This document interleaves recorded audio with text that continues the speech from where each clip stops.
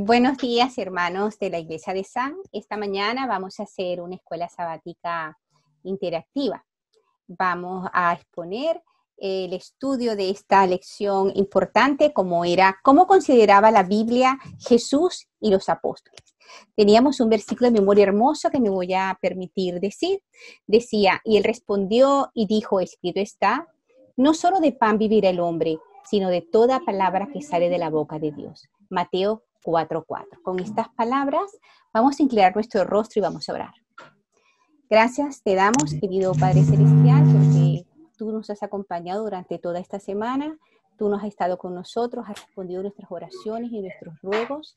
Hemos visto sanidad en las personas que estaban enfermas y hemos visto, Señor, que tú has consolado a las personas que lamentablemente bajaron al descanso, a los familiares de estas personas que bajaron al descanso por esta situación. Permite, oh Dios, que podamos salir fortalecidos en la fe luego de esto y que tu iglesia triunfante, Señor, pueda estar agradecida de ti y crecida espiritualmente luego de todo esto. Danos tu bendición ahora que vamos a hacer el repaso de la lección en el nombre de Jesús. Amén. Hemos dividido la escuela sabática esta mañana en 3 puntos importantes y para eso tenemos 3 ponentes. Tenemos a Jaime Vergara, a Aileen, como la parte juvenil de la iglesia, y al pastor Paco Pepe, que nos va a ayudar a darle este énfasis teológico, pastoral que necesitamos en todas nuestras reuniones. Como dije antes, dividimos la escuela sabática en 3. La vigencia perpetua de las Escrituras, Jesús y la Biblia, y los apóstoles y la Biblia. Para la primera parte de la vigencia perpetua de las escrituras, hablaba la lección de que estaba siendo cuestionada la autoridad de la Biblia. Y Jaime nos va a hablar sobre este caso. Muy bien. Esta parte de la lección es muy importante porque, como todos sabemos, en la actualidad nuestra cultura siempre cuestiona la inspiración de la autoridad de la Biblia. Porque tenemos una cultura que es racionalista, una cultura que siempre está esperando el conocimiento para poder dar respuesta a cada una de las preguntas que de alguna manera en su mente aparecen. Esto hace de que la Biblia sea cuestionada, como dije anteriormente, y que su autoridad no sea como normalmente la tienen los cristianos. Nuestra cultura también, digamos que no hay una verdad absoluta, ¿sí? Todo es relativo. Muchas personas tienen diferentes conocimientos y a medida que el conocimiento se va adquiriendo, dice nuestra cultura de que cada uno va teniendo una verdad distinta. Gracias a todo este pensamiento, a que todos tienen la razón de alguna u otra manera, la Biblia se ve como un simple documento donde hay una información histórica. Un simple documento donde hay historia que no es capaz de actualizarse con la generación moderna. Fíjense este pensamiento tan distinto pues, que tienen las personas en la actualidad acerca de la Biblia, y digamos que este es el inicio, o digamos que este es el pensamiento que nos ayuda a poder introducirnos a la lección de esta semana. ¿Qué tipo de autoridad o qué autoridad tiene la Biblia en la actualidad? ¿Sí? Y lo primero que necesitamos entender para poder explicar un poco lo que es la autoridad de la Biblia es que la misma Biblia se da a ella misma la autoridad. Como todos sabemos, hay ciertos versículos que nos ayudan a entenderlo y comprenderlo. Entre ellos tenemos Isaías 48. Sí, creo que la mayoría no sabemos este versículo de memoria que dice: sécase la hierba, marchítase la flor, mas la palabra de Dios nuestro permanece ¿para cuánto? Para siempre. Para siempre. Y digamos que este es uno de los textos bíblicos que nos ayuda a entender un poco acerca de ese cuestionamiento que tiene la Biblia como autoridad. Pero la lección de esta semana también nos dice un poco acerca del cuestionamiento de la autoridad que el mismo Jesucristo, el Dios encarnado, le dio a la palabra de Dios. Y la lección de esta semana nos lleva al capítulo 4 del libro de Mateo, donde habla acerca de las tentaciones que estuvo Jesucristo cuando estuvo en esta tierra. Después que fue bautizado, la Biblia nos menciona de que el Señor fue al desierto y allí fue tentado después de tener estar en ayuno y oración por 40 días. Y me llama mucho la atención esta parte porque, de cierta manera, Satanás eh, intentó tentar a Jesús, que Jesús pecara de alguna otra manera. Y fíjense que el mismo enemigo, el mismo Satanás, también buscó textos bíblicos fuera de contexto para poder, digamos, engatusar o poder pedirle al mismo Jesucristo, al mismo Hijo de Dios, que pudiera hacer cosas o pudiera pudiera pecar, pues. Todos nos sabemos la historia de las tres tentaciones que Jesucristo tuvo, ¿sí? Y lo más importante aquí que se puede resaltar es que Jesucristo siempre, digamos que su respuesta fue con un escrito está. Puso como prioridad las Santas Escrituras, puso como autoridad suprema el mismo Jesucristo, el mismo Dios encarnado, puso como autoridad suprema la Biblia. Lo podemos ver primero en la primera tentación. Fíjense que la primera tentación, si recordamos, la primera tentación va de convertir las piedras en pan, ¿sí? Y en esta parte el mismo Jesucristo, él le respondió con el Cristo está, no solo de pan vivirá el hombre, sino de toda la palabra que sale de la boca de Dios. Algunas veces no recordamos, pero estas palabras, además de estar allí en esta primera parte, en esta primera tentación, aparecen también en Deuteronomio 8:3. Esto quiere decir que Jesucristo conocía muy bien las Santas Escrituras. Antes de su ministerio se preparó muy bien para lo que iba a ser su ministerio, y me llama mucho la atención de que utilizó la misma palabra de Dios para poder rebatir a esta tentación del enemigo. La segunda tentación tiene que ver con Jesucristo fue tentado por la presunción, ¿sí? Y en esta parte, especialmente, Satanás utilizó un texto sacado de contexto, ¿sí? El mismo enemigo le dice a Dios de que él mandará a sus ángeles para que le guarden. Y el mismo Jesucristo también contestó, no tentarás al Señor tu Dios. Deuteronomio 6:16, esto también se encuentra en Deuteronomio 6:16. Y por último, en la tercera tentación, que fue con respecto a ser tentado por el poder, el mismo Jesucristo nuevamente respondió con un escrito está, al Señor tu Dios adorarás y solo a Él servirás.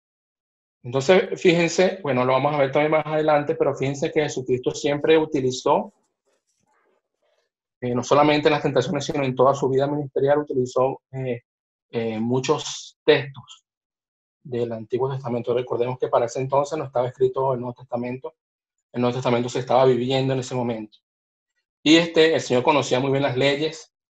Cuando le hacían preguntas a algunos fariseos también, bueno, eso lo vamos a ver más adelante, los fariseos también le hacían preguntas acerca de las leyes de Moisés. El Señor los conocía muy bien y les decía a ellos mismos que por favor estudiaran las Escrituras porque en ellas iban a encontrar la salvación.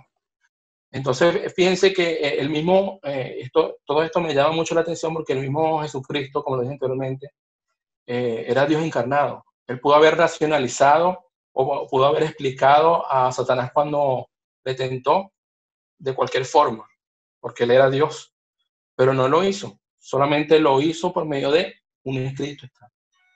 Entonces, fíjense en esta historia tan relevante de las tentaciones de Jesús, cómo el mismo Jesucristo fue un ejemplo en respetar y considerar la Biblia como la fuente suprema de autoridad. Creo que esta parte es muy importante para poder dar inicio a nuestra lección de esta semana. Tanto es así que cuando la reforma, lo que pedían los reformadores era, vamos a la fuente, vámonos a las fuentes de donde Jesús había sacado todo esto. Vámonos a la fuente, porque se había tergiversado de tal manera la palabra de Dios que ya no era lo que decía Roma en ese momento, más no lo que decía Jesús. Entonces, esto, como dice Jaime, nos ha dado que la Biblia, la palabra de Dios permanece para siempre, como dice Isaías, es perpetua. Está vigente ahora más que nunca, y es nuestro deber como cristianos, como adventistas del séptimo día, mantener este estandarte adelante, arriba, que la Biblia permanece para siempre. Jesús se relacionaba con la Biblia. de una manera, podríamos decir nosotras, íntima y espectacular. Como dijo Jaime, hacía propias sus palabras. Se sabía la Biblia, el Antiguo Testamento de una manera que nombraba las escrituras y en vez de razonar, como dijo Jaime, lo que hacía era responder con un escrito. ¿Qué nos puedes decir, Ailín, acerca de esa relación maravillosa de Jesús con la Biblia? Bueno, pues buenos días. Jesús, como dijo Jaime, escudriñaba las Escrituras, era un amante de la Biblia. Y dentro de la Biblia, pues, está la ley, ¿no? La ley, pues, tiene una función específica que es mostrar lo que es el pecado.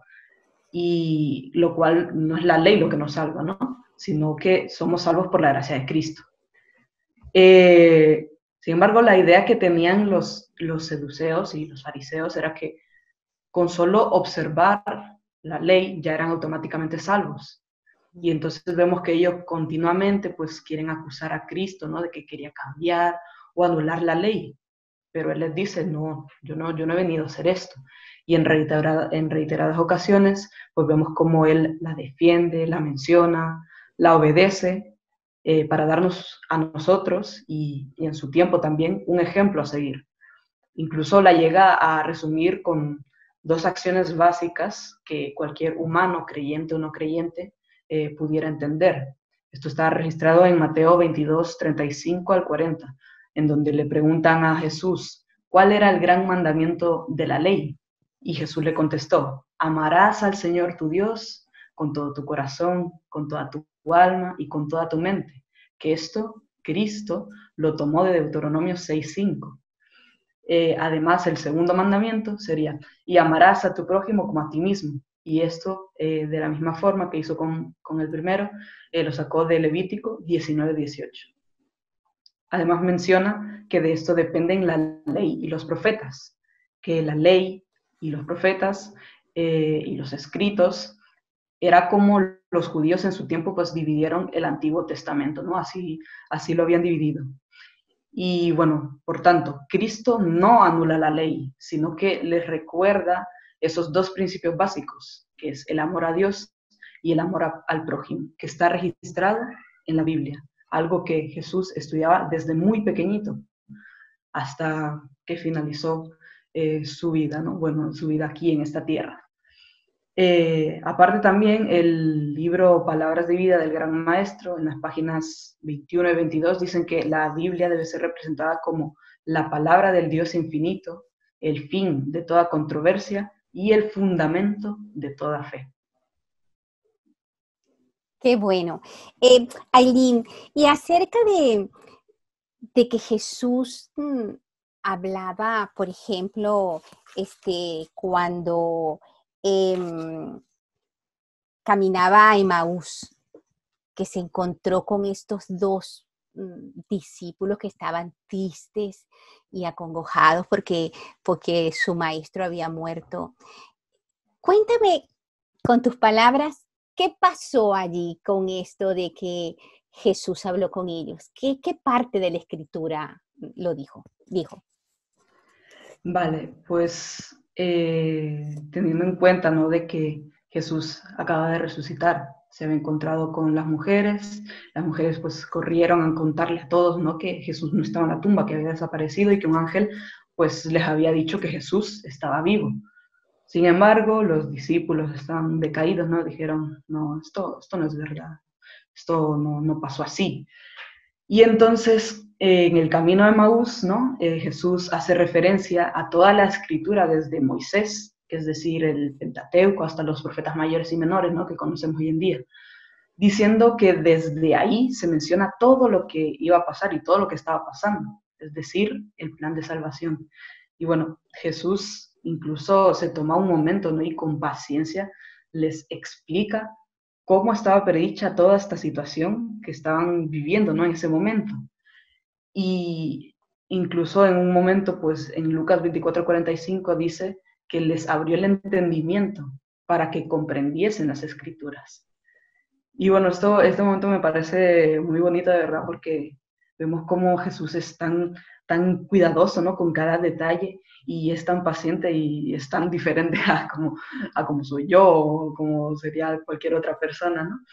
Y bueno, esto último, ¿no? De que dice que les abre el entendimiento, yo creo que es algo que nosotros nos deberíamos aplicar, ¿no? Pedirle a Él que cada vez que vayamos a estudiar su santa palabra, pues que nos abra el entendimiento, que nos ayude a comprender aquello que estamos leyendo, aquello que estamos escudriñando, para que no nos pase como les pasó a ellos, ¿no? A los discípulos que dudaron de lo que habían estudiado. También les dice Jesús a los discípulos, ¿no? Que debían exponer todas las escrituras para dar entendimiento y poder a todo aquel que se convirtiera. Esto también lo dice en Mateo 28:20, ¿no? Porque dice que aquellos que bauticen en el nombre del Padre, del Hijo y del Espíritu Santo deben enseñarles que guarden todas las escrituras que Él ha mandado, y que Él va a estar siempre con nosotros, ¿no? Con cada uno de nosotros todos los días hasta el fin del mundo. Amén. Porque es gracias a la profecía del Antiguo Testamento que Jesús vino a esta tierra, y es gracias al cumplimiento de esa profecía que nosotros somos salvos. Amén. Mira, Eileen, esa parte de la lección importante y tan bonita que nos decía que tuvo especial cuidado en los detalles, como dices tú, cuando les contaba acerca de lo que había pasado, de esos hechos históricos importantes. Por ejemplo, cuando David fue al templo y se comió los panes de la proposición. Háblanos de Jesús y la historia. ¿Cómo hacía él para enfatizar un poco estos personajes como historia, como para darle veracidad a la Biblia, a lo que es escritura que se nombraba? Sí, exactamente. Bueno, Jesús, él en muchas ocasiones, él reconoce que la Biblia es la palabra de Dios, ¿no? Y es decir, en otras palabras, que es lo que Dios dice. La Biblia es lo que Dios dice. Por tanto, Dios sería el origen de la Biblia. Y también es donde él revela su voluntad a la humanidad, a través de la Biblia. Por ejemplo, en Mateo 19:4 y 5 hace una referencia a Moisés y dice: el que los hizo al principio dijo, por esto el hombre dejará padre y madre. En este caso no dice la escritura dice o escrito está. Por tanto, eso quiere decir que Jesús considera y reconoce a Dios como el autor de esta cita, aunque fue escrita por Moisés. Recordemos, ¿no?, que como hemos estudiado, la Biblia ha sido inspirada por Dios y ha inspirado a grandes personajes para que la escribieran, ¿no? Entonces, como tú dijiste, María Teresa, Jesús continuamente pues hacía referencias, ¿no?, a personajes bíblicos, tanto como Moisés, a David, a Elías, a Eliseo, a Abel, a Noé, a tantos diferentes profetas y a tantas historias bíblicas. Otro ejemplo que añadiría yo sería el ejemplo de la historia de Jonás, ¿vale? Que el comentario bíblico adventista dice que Jesús consideró el libro de Jonás como un libro histórico, ya que en Mateo 12:40 dice Jesús: porque estuvo Jonás en el vientre del gran pez 3 días y 3 noches, y así estará el Hijo del Hombre en el corazón de la tierra 3 días y 3 noches. Esto hace referencia, ¿no?, al momento del sacrificio de la vida de Jesús y cuando resucita, ¿no? También en Mateo 24:38 y 39, que menciona que como en los tiempos de Noé, el diluvio se llevó a aquellos que no quisieron escuchar, y así sucederá en la venida del Hijo del Hombre, dando por sentado entonces que el juicio de Dios es un hecho histórico. Sí, Jesús nombraba personajes para darle veracidad. Esto es cierto, era historia, no era nada inventado, era historia. Bueno, finalmente llegamos a la relación que estuvieron los discípulos, los seguidores de Jesús con la Biblia. ¿Qué nos puedes decir, Paco, de ese cambio de no saber nada, de estar deprimidos, ir caminando llorando porque se había muerto su Redentor, porque no lo conseguían, a este cambio del aposento alto donde más de 3.000 personas se convirtieron en un día? Háblanos de de cómo utilizaron ellos la Biblia. Muchísimas gracias y feliz sábado. La cuestión de las escrituras para los apóstoles en la época en la que ellos vivieron, hay que tener presente primero que los discípulos no tenían acceso a todas las escrituras como nosotros las tenemos, los evangelios, las epístolas.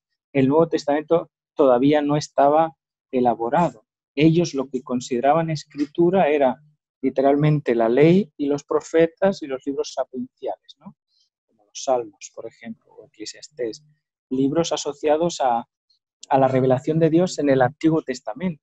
Luego hay que añadir a este contexto de que todo varón judío que participaba normalmente en las congregaciones de la sinagoga estaban acostumbrados a escuchar la palabra de Dios. Para un judío la palabra de Dios, Elina ha hecho un detalle muy curioso, la Biblia a veces mezcla palabra de Dios con escritura. Para el judío la palabra de Dios es la escritura. Y Juan da un pequeño detalle con eso. En Juan 1.1 dice en el principio el verbo, ¿no? La palabra. Y la palabra estaba con Dios. Para ellos la palabra es la representación misma de Dios. Es decir, que cuando venía un profeta o venía alguien y decía Dabar Adonai, palabra del Señor, era como algo cierto. Nadie lo cuestionaba. El problema no era cuestionar la escritura. El problema es que se leía la escritura y luego para darle interpretación leían textos adicionales como la Misná, por ejemplo, que es el texto que recoge las tradiciones explicando el texto original, ¿no? Entonces este era el problema. No tanto el texto en sí, sino las explicaciones que se derivaban de eso. Y entonces los rabinos les gustaba discutir de eso, ¿no? Pues Jonás dijo, Elías dijo, hizo, y aparece mucho eso en las referencias. Llega Jesús, que es un rabino que no tiene escuela, pero que conoce muy bien, como decía Jaime, tiene una relación exquisita con la palabra de Dios, la sabe aplicar realmente bien y tiene sentido cuando Jesús llega y dice, no penséis que he venido a abrogar, a destruir la ley y los profetas. Y hace alusión a esas dos cosas. Ley y profetas porque era lo que ellos consideraban escritura hasta ese tiempo, sino a darle sentido. Entonces Mateo 5 te va a hablar ahí de cuál es la verdadera relación que tiene la ley, por ejemplo, con la ira, con el perdón, con el adulterio. Y Jesús le hace de alguna manera una declaración exquisita de lo que es la vivencia de las escrituras, cómo se viven y cómo se aplican. Ahora, los discípulos conocían las escrituras, pero no las sabían aplicar a su vida. Y ese es uno de los grandes problemas que nos pasa a nosotros hoy día. Tú lees la Biblia y me dices, uy, no la entiendo, o necesito que alguien me diga. Y entonces los hombres buscaban esas explicaciones. Pero la mejor explicación viene de parte de Jesús cuando es capaz de, ante aquellos dos discípulos que vienen del camino de Maús, es capaz de decirles, y dice el texto en Mateo, en Lucas, dice, empezando desde Moisés. Moisés para ellos era la ley. Y los profetas, usando todos los profetas, incluido Jonás, como decía Eli, desde Moisés y los profetas les va explicando todo lo que las escrituras decían en relación al sacrificio de Jesús. Elena White en El deseo de toda la gente dice que los samaritanos y los judíos no se llevaban muy bien, pero una de las condiciones por las que no se llevaban bien es que los judíos creían que Cristo iba a venir a salvar a la nación judía exclusivamente. Pero el texto decía que venía a salvar y a morir por todo el mundo. Los discípulos lo llegan a entender y ya en los evangelios vas a empezar a vislumbrar la idea de que Jesús viene, el Cristo vino a morir por toda la humanidad. Ellos tenían esa concepción, habían confundido, los judíos de la época de Jesús habían confundido la segunda venida de Jesús en gloria con la venida de Jesús con su primera venida, y ese era su problema. Nunca reconocieron a Jesús porque esperaban un rey de gloria, pero vino un siervo humilde. Y gran parte de las discusiones que podemos tener hoy día incluso tiene que ver no tanto con el texto en sí, sino cómo interpretamos el texto. Ahora llegó Jesús y les aclaró, les limpió los ojos. Él ha dicho, les hizo ver. Lo único que puede aclararnos los ojos es el Espíritu Santo, que nos da luz. Y Santiago dice, si alguien necesita sabiduría, que la pida, que el cielo te la va a dar. Y esto es fundamental para leer las Escrituras. Sí. Pedir la sabiduría del cielo. Una vez que no que nos viene dada esa sabiduría, entonces es que los discípulos empezaron a entender realmente. Empezaron a entender y a conectar. ¿Sabes cuando tú lees textos y de repente en tu cabeza se hacen esas conexiones y dices, es maravilloso, ¿no? Sí. La palabra de Dios es increíble. Eso fue lo que pasó en los discípulos. Por eso empezaron no solamente a leer, sino a vivir lo que dicen las Escrituras. Y ese fue el boom, ¿no? El Espíritu Santo que había descendido sobre ellos, el recogimiento, el que se habían confesado sus pecados el uno al otro, el que habían clamado para que Dios les diese luz, y de repente es capaz de pasar un simple pescador a hacer una predicación y convertir a 3.000, a 5.000. Dices, tú, es increíble, ¿cómo es eso? No tanto por el hecho de que fuesen grandes predicadores, que yo creo que sí. Estar con Jesús al final, algunas cosas se les quedaron, ¿no? Y aprendieron del mejor maestro. Pero aparte de eso, era porque ahora tenían visión clara en relación a las Escrituras. Y ya no estaban atados a la tradición y al entendimiento que les habían enseñado. No habían preconceptos. No habían preconceptos, aunque todavía se alarga un poco en el tiempo, porque vas a ver que cuando llega Pablo, en algunos momentos va a haber un intento de regresar a todos los nuevos conversos, rehacerlos, judaizarlos, ¿no? De alguna manera. Pero era lo que habían aprendido, y a veces la cultura nos pasa malas pasadas, ¿no? Se paga factura. Entonces querían volverlos a hacer judíos. Y llega Pablo y dice, no hace falta la circuncisión, por ejemplo. Dice, nuestra circuncisión hoy es el bautismo, es una circuncisión de nuestra manera de pensar. Hemos puesto a Cristo en el lugar que se corresponde. Ya no hace falta, por ejemplo, celebrar la Pascua.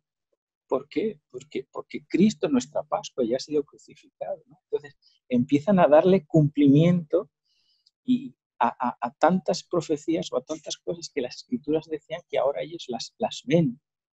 Es como a nosotros hoy, cuando tú ves una señal que se cumple, la palabra toma valor, toma sentido. Imagínate los que esperaban la venida de Jesús en 1844. Daniel 8:14, las 2.300 tardes y mañanas, hacen el cálculo, llega cerca de 1844. ¿Cómo os imagináis que vivían las Escrituras? Pues como dice la Biblia en Apocalipsis 10, lo comían y era dulcísimo en la boca, tenía un buen gusto. La palabra de Dios tiene sentido cuando la entiendes y cuando empieza a hacer el efecto para la que fue dada. Es grabarnos a fuego la voluntad de Dios para con nosotros.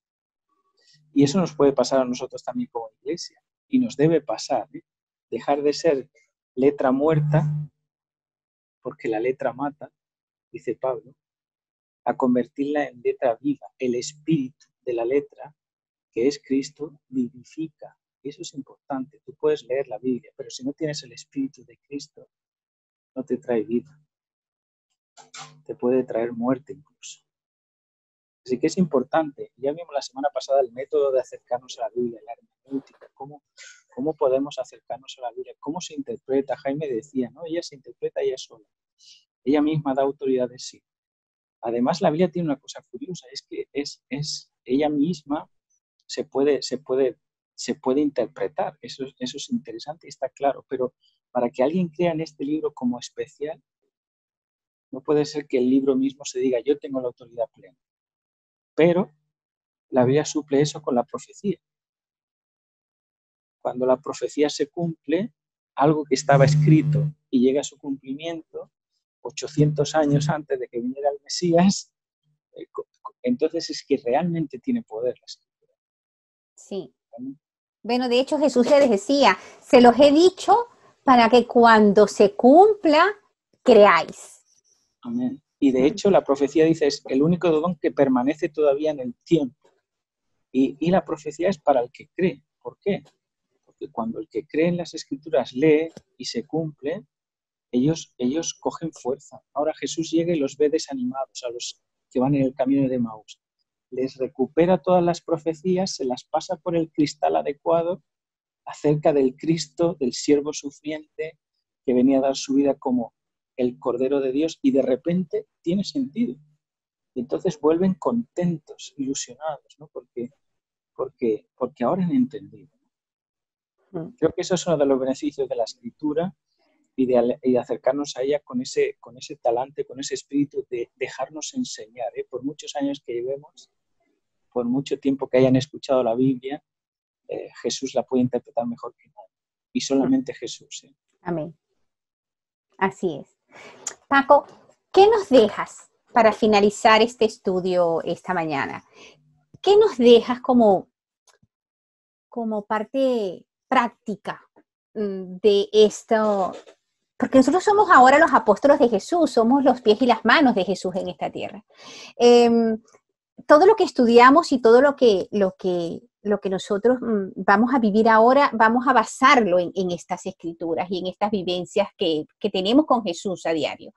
¿Qué parte práctica nos dejas tú como apóstoles para este tiempo? La condición principal, podríamos decir, o la eclesiogénesis de la verdadera interpretación de las escrituras reside en lo que pasó en el Pentecostés. Primero, buscar la dirección de Dios. No puedes leer la Biblia con la pretensión de entenderla si primero no has entendido lo que Dios tiene para ti, ¿no? De alguna manera, ¿quién es Dios para ti? Pedir la venida de Jesús, el derramamiento del Espíritu Santo. Lo segundo es leer la Biblia, no los comentarios, ¿no? Que son interesantes, pero cada vez más me doy cuenta de que lo que leemos directamente son comentarios. O nos vamos al YouTube y buscamos una predicación sobre los 1260 días, la predicación sobre una temática X, ¿no? Y tenemos que tener en cuenta que cada uno, cuando expresa o comunica la palabra, la filtra a través de su preconcepto y su prejuicio, ¿no? Entonces, la gente nos alimentamos de los prejuicios y conceptos de otras personas. Pero la palabra de Dios tiene la capacidad de ser neutra, neutra no, de ser pura, vamos a decirlo, porque neutra no es. Una vez que penetra, es como espada de dos filos, dice. Transforma, ¿vale?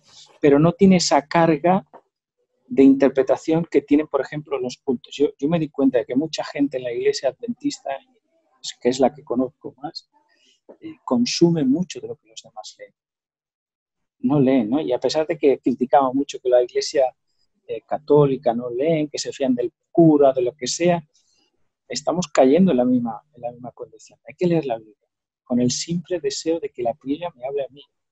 Es más, no solamente leerla para combatir, y esto en algún momento de mi vida me ha pasado, la leía solo para traer temas combativos, ¿no? Venga, voy a destruir ahí a los testigos de Jehová, ¿no? Esto es para destruir el rapto y tal, ¿no? Entonces solo me acercaba con esa idea. Entonces la Biblia no tiene poder así. La Biblia tiene poder cuando dejas que ella te hable. Entonces, más que nunca necesitamos acercarnos al texto bíblico que es la palabra y que es Jesús. Yo creo que ese es el consejo que os podría dejar en esta mañana, porque de alguna manera, aunque sea muy sencillo, ¿no? Parece que es tan sencillo que es muy obvio. Pero si Cristo nos pidiese algo más difícil, ¿lo haríais?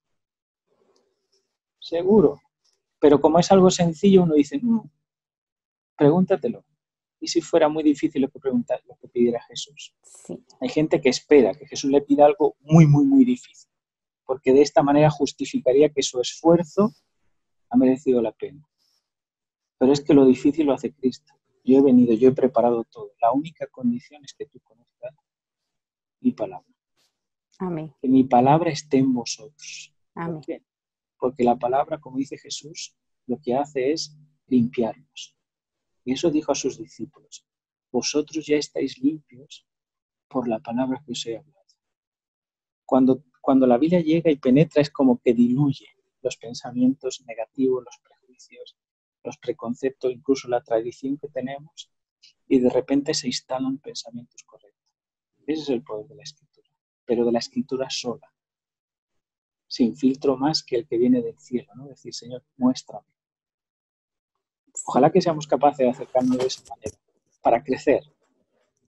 Sí. Bueno, estamos agradecidos, hemos llegado al final del estudio de esta bonita lección de escuela sabática, cómo consideraban la Biblia Jesús y los apóstoles. Agradecemos a Jaime Vergara, a Ailín Oliva y al pastor Paco Pepe.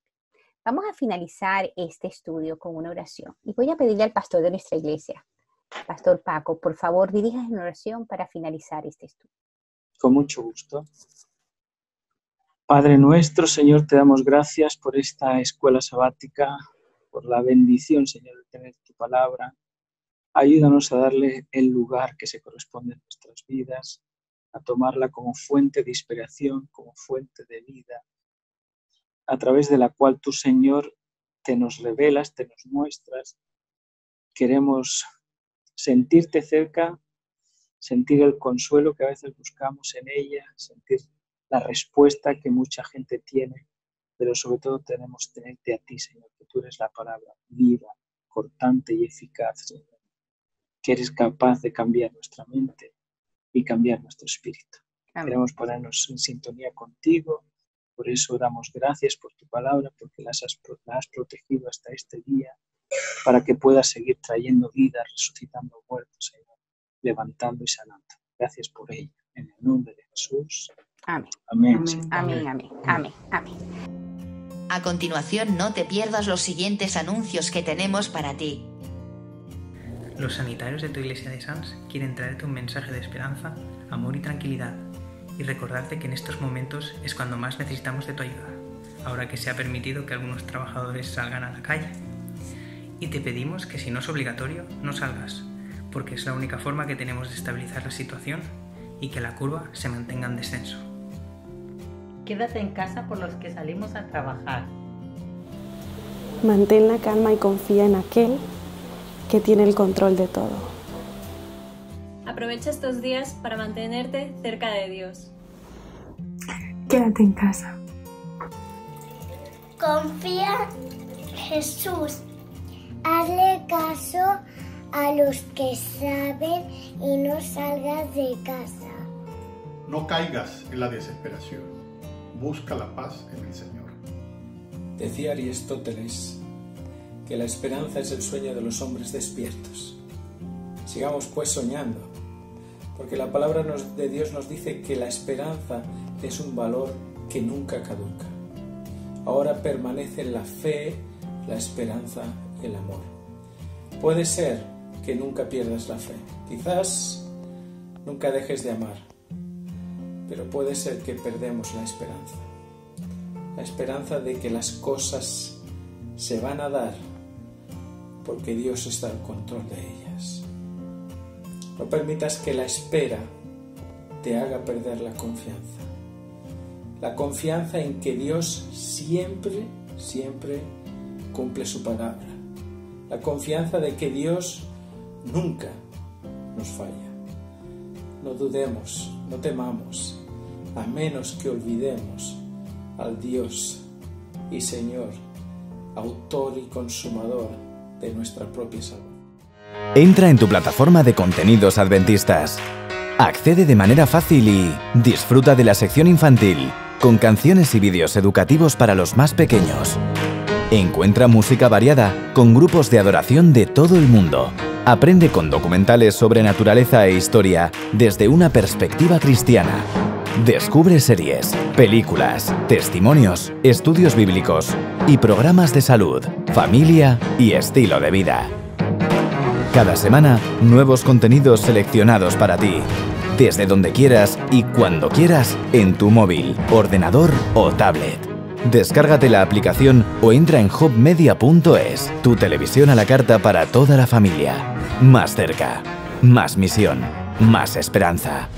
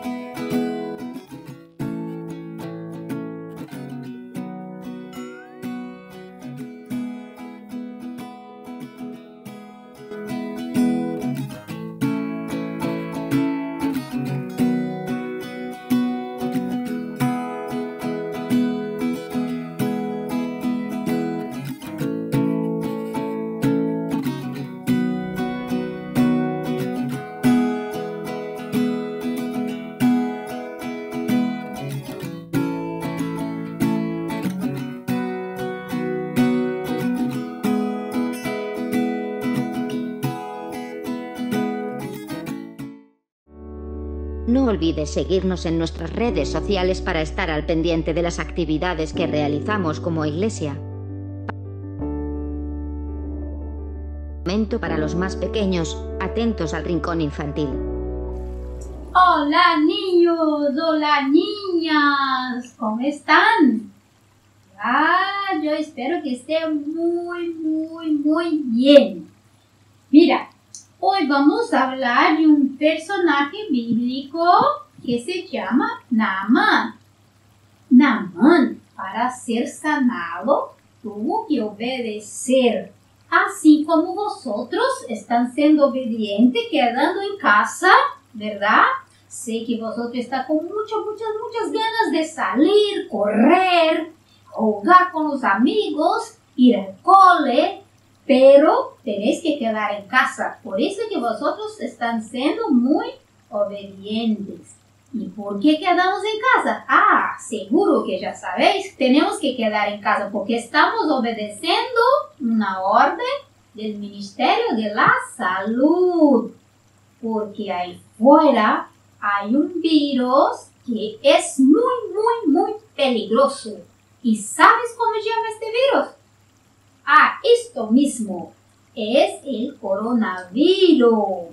Mira, mas hoy vamos a hablar de este personaje que se llama Naamán, que está escrito en la Biblia, la historia de él está en la Biblia en 2 de Reyes 5. Mira, Naamán tenía su cuerpo lleno de llaga porque estaba enfermo. Pero Dios envió un mensaje a Naamán diciendo, mira Naamán, tú tienes que sumergir en el río Jordán por 7 veces. ¡Oh! ¿7 veces? Sí, 7 veces. Pero Naamán pensó y dijo, sí, obedece. Y fue al río Jordán a sumergir. Vamos a ver cuántas veces sumergió Naamán. A ver. Naamán. 2 veces. Conta conmigo. Vamos. Alto. Vamos. Con fuerza. 3. 4. Igualito. 5 veces. Naamán pensó, bueno, ahora sí, con la 6ª veces yo puedo salir sanado. Y vamos, conten sus amigos. 6. Sigo igual. Pero me falta una vez más. Vamos, una vez más, Naamán. Vamos, alto. Eso, 7 veces. Y a ver cómo salió Naamán.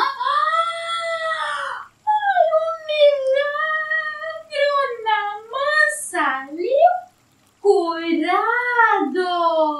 ¿Ves? No hay ninguna llaga en su cuerpo. Naamán fue sanado porque obedeció. Y nosotros también debemos ser obedientes. ¡Wow! ¡Qué historia tan linda hemos escuchado sobre Naamán! Naamán fue sanado porque obedeció. ¿Qué les parece si cantamos juntos una música sobre la obediencia? La música dice así. Si a Dios obedeces y tú le das todo tu corazón, el Señor sacará el pecado y tu vida la cambiará. Si a Dios obedeces y tú le das todo tu corazón, el Señor sacará el pecado y tu vida la cambiará. Y tu vida la cambiará. Y tu vida la cambiará. Queridos hermanos, el momento de los diezmos y las ofrendas ha llegado.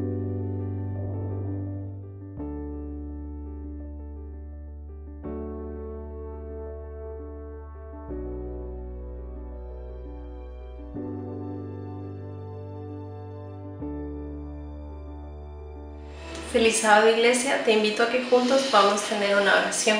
especialmente por los diezmos y las ofrendas. Inclina tu rostro.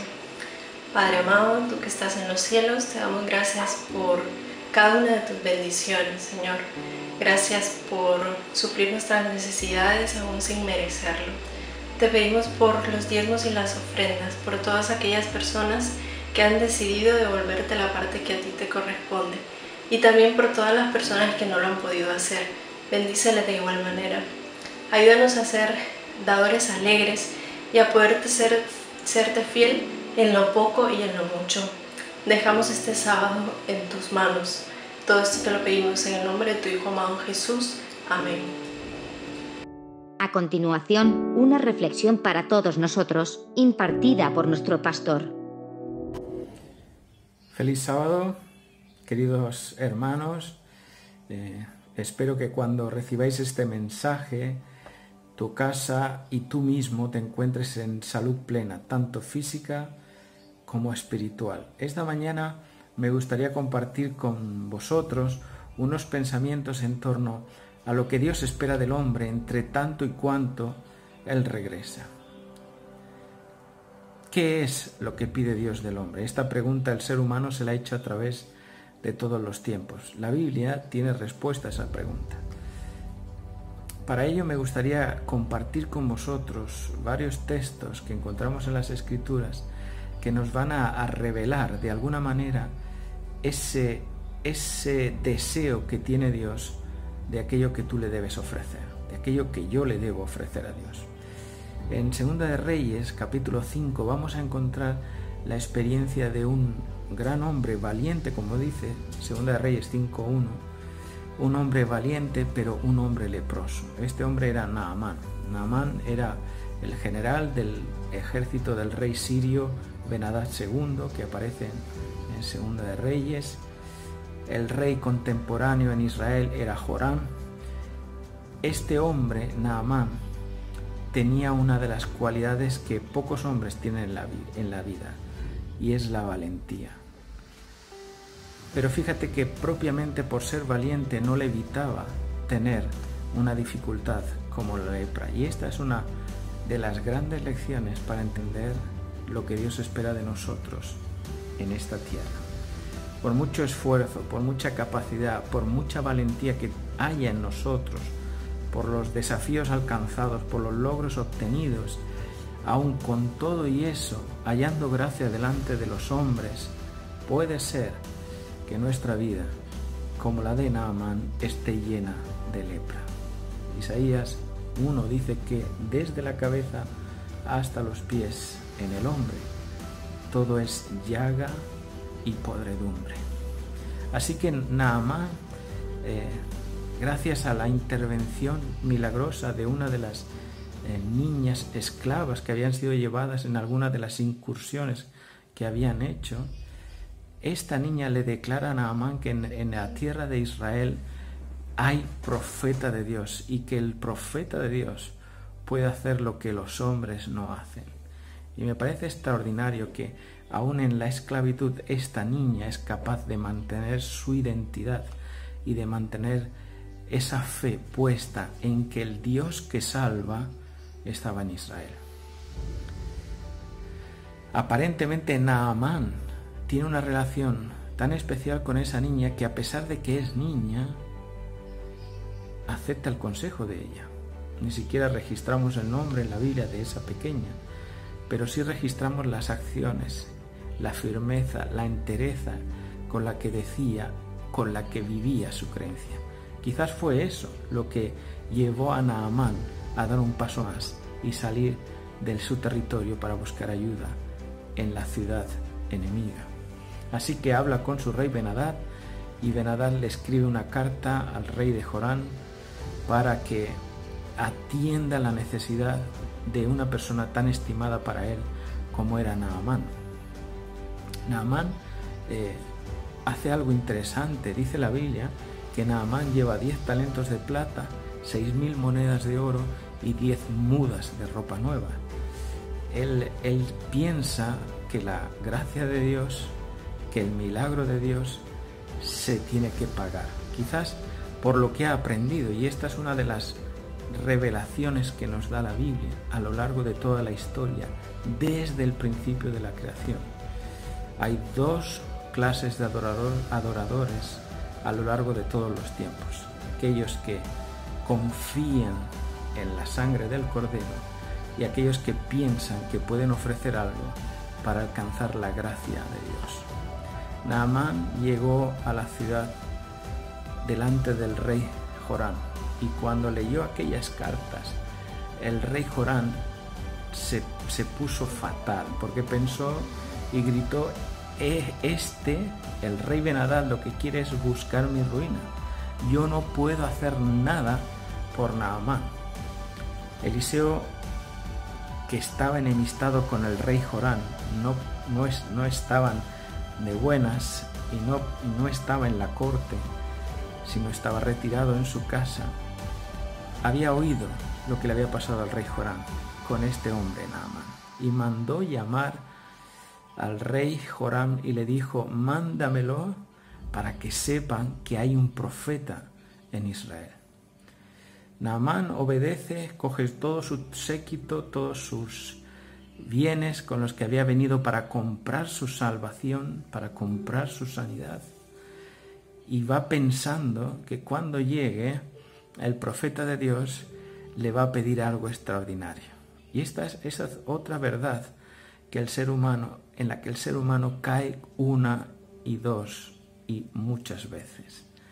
Y es que pensamos que para grandes soluciones, grandes sacrificios.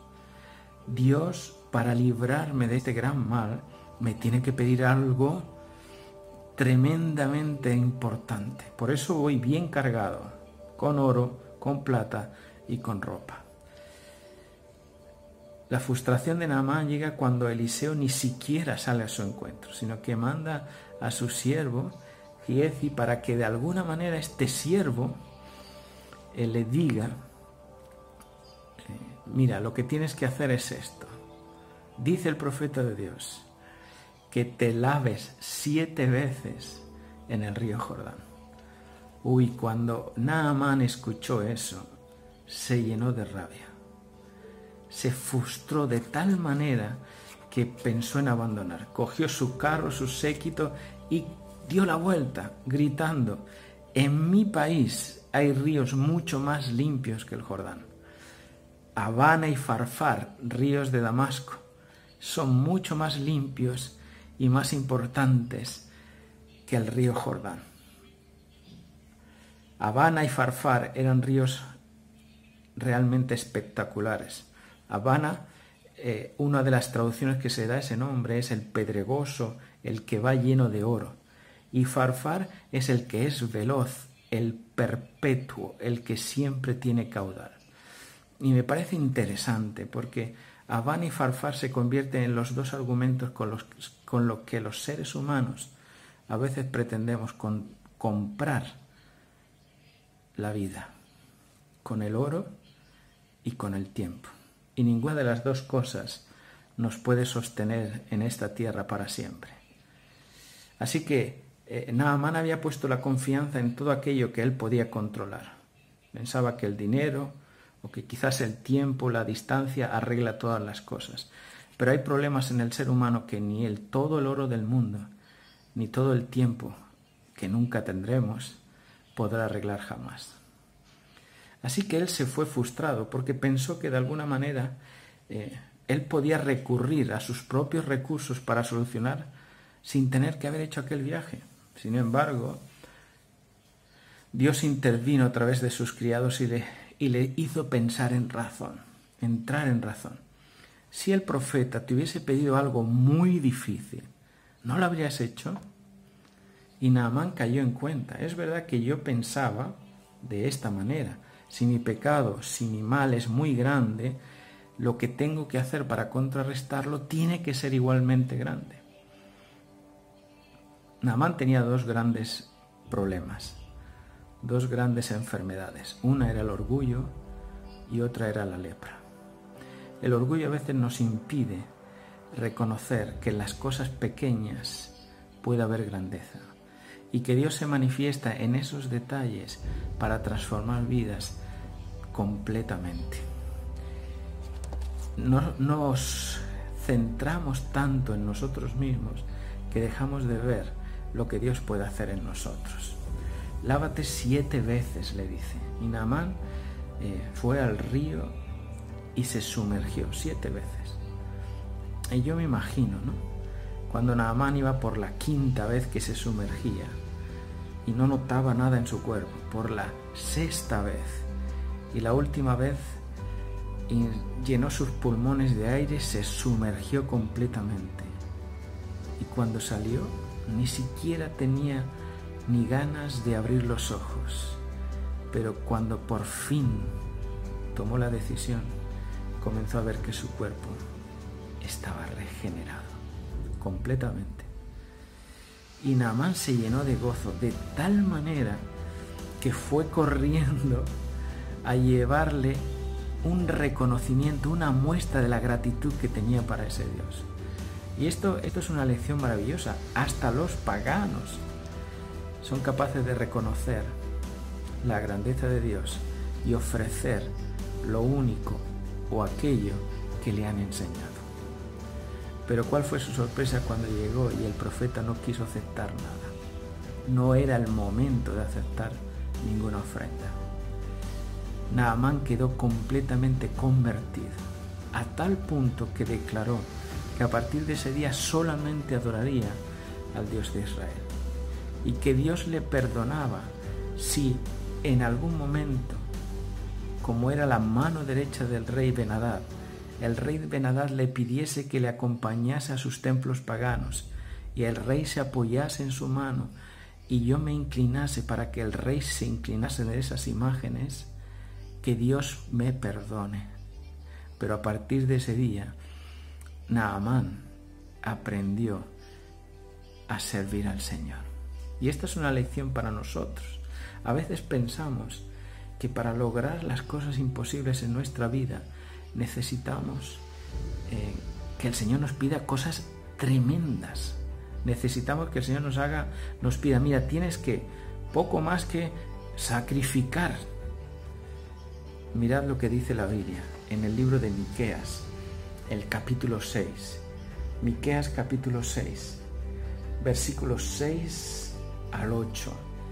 Israel estaba viviendo en un periodo de como otras tantas veces, de separación de Dios. Y cuando se separan de Dios, el hombre cae en grandes dificultades, al punto que la corrupción penetró en Israel, en el rey, en los príncipes, en los sacerdotes, hasta tal punto que cuando el profeta Miqueas les llama a volver a Dios, ellos piensan, ¿y cómo podemos pagar esa deuda? Y dice, ¿con qué? Dice el versículo 6, ¿con qué me presentaré ante Jehová y adoraré al Dios Altísimo? ¿Me presentaré ante Él con holocaustos de becerros de un año? ¿Se agradará Jehová de millares de carneros o de 10,000 arroyos de aceite? ¿Daré a mi primogénito por mi rebelión, al fruto de mis entrañas por el pecado de mi alma? Y entonces dice el profeta, oh hombre, Él te ha declarado lo que es bueno. Y lo que pide Jehová de ti, solamente hacer justicia, amar misericordia y caminar humildemente delante de Jehová.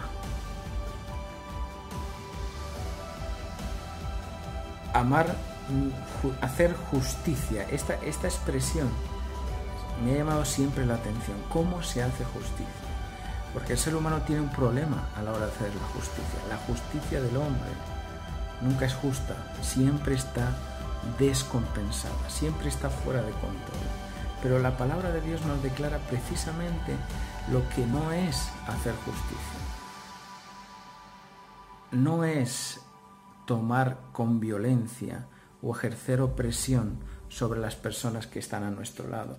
El Salmo 11 y el versículo 5 dice que Dios repudia al que ama la violencia. Así que hacer justicia no tiene que ver con castigar ni con derecho de venganza.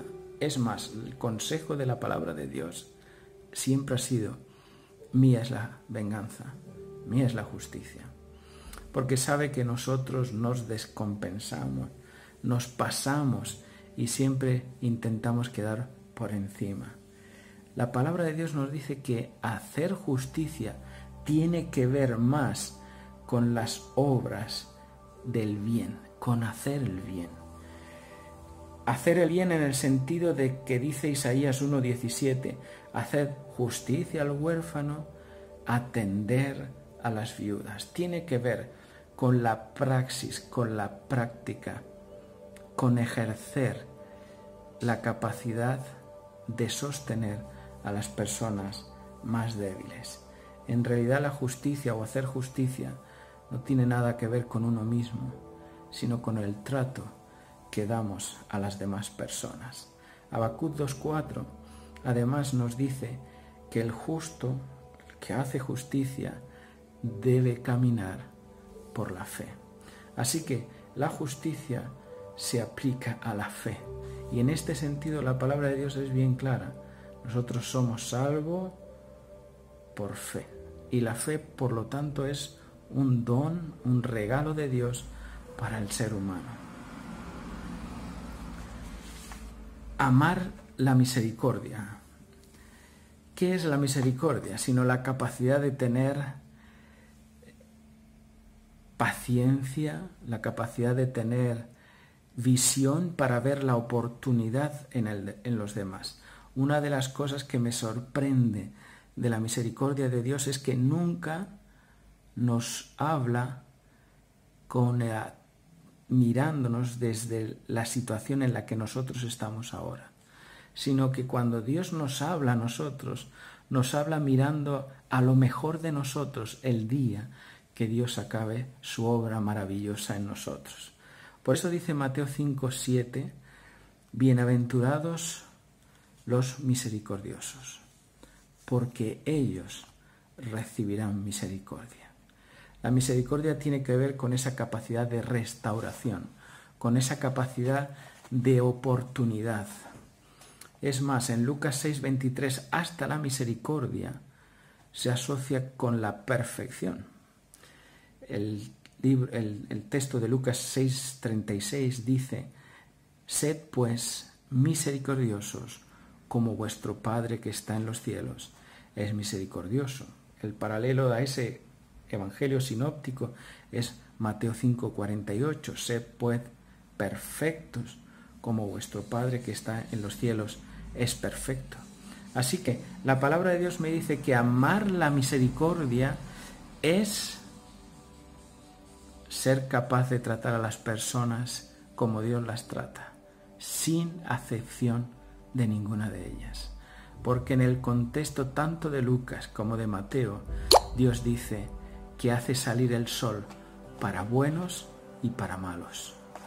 De esta manera, hermanos, amar la misericordia se convierte en una actitud que tiene que ver con el sentimiento de compasión y de amabilidad con el que nos tratamos los unos a los otros.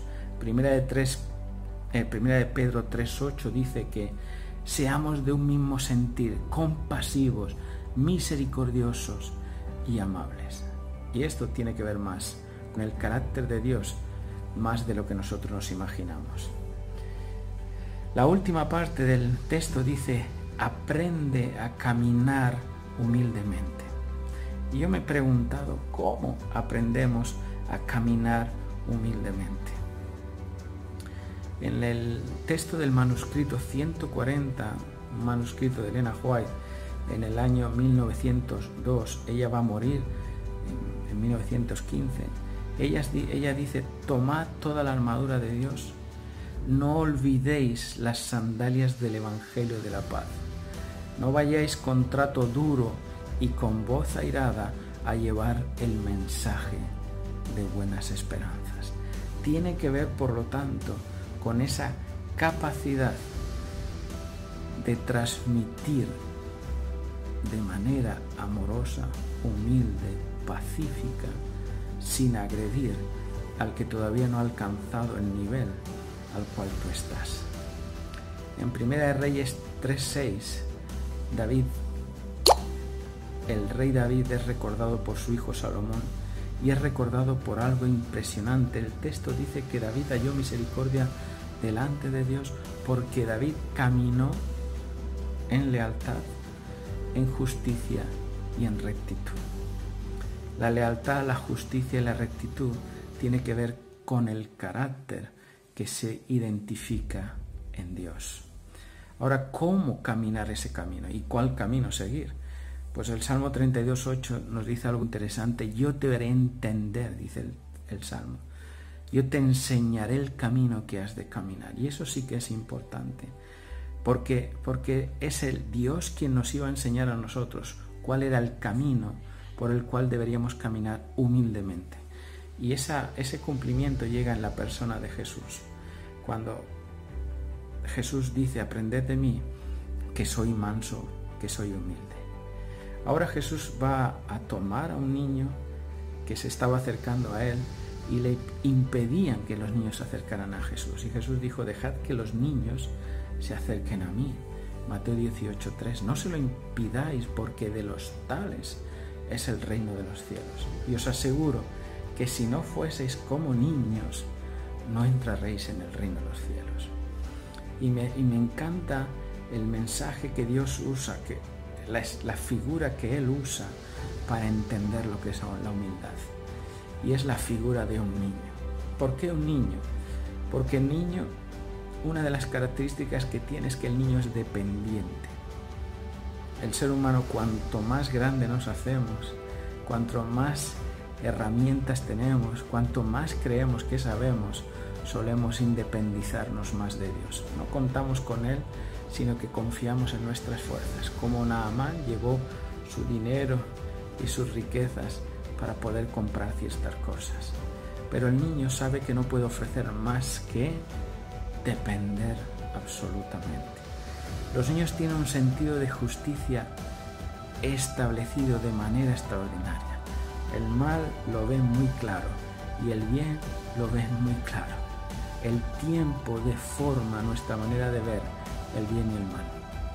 Y lo adaptamos y perdemos la capacidad de distinguir entre lo bueno y lo malo.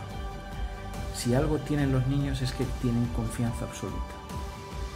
Confían en lo que su padre le dice. Y si tienen que saltar desde un precipicio porque su padre se lo dice, la confianza del niño es tan plena que salta a los brazos de ese padre.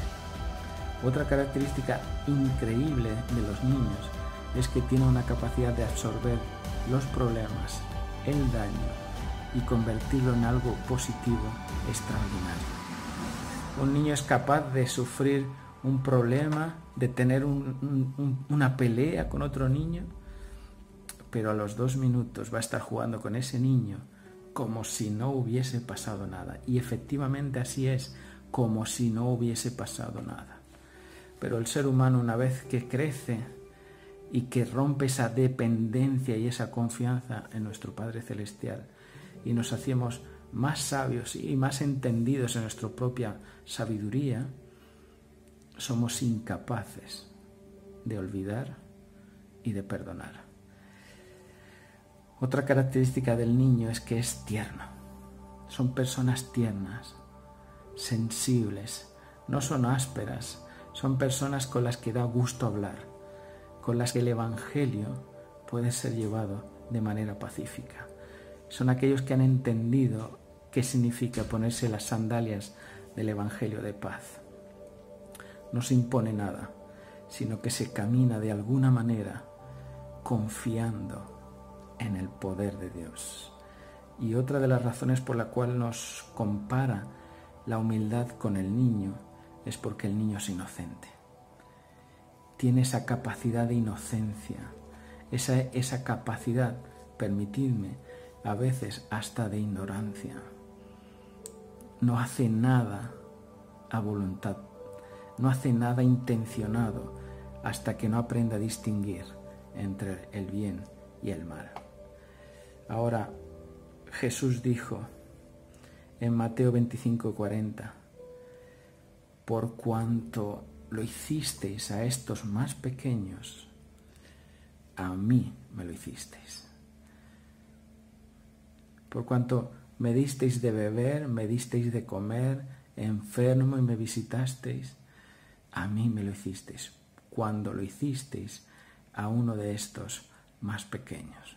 Así que para Dios, caminar humildemente es tener la capacidad de aprender a caminar al ritmo de las personas más débiles.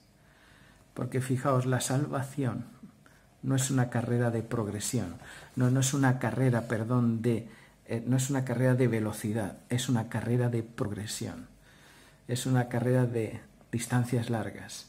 Y si tú corres muy deprisa, vas a ahogar a los que van detrás. Y aquí lo importante es llegar, y no llegar solos, sino que si en el camino hemos podido influenciar a más de una persona para que lleguen también a la gracia de Dios, amén, y así sea. Andar en humildad, amar la justicia y amar la misericordia parecen cosas sencillas, pero en realidad son la esencia del Evangelio. Y si te pones a escudriñar, la vida misma de Jesús estaba basada en estos tres principios: en hacer justicia, en amar misericordia y en caminar humildemente.